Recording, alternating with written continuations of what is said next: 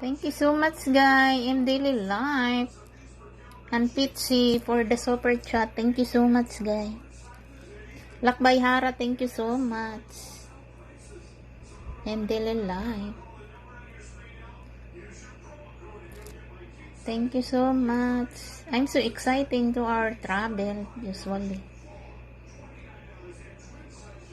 Been waiting for 3 months because we buy ticket 3 months before our travel. And now count down 2 days more. Hopefully very smooth our travel and no having trouble in the airport. Hopefully everything is fine.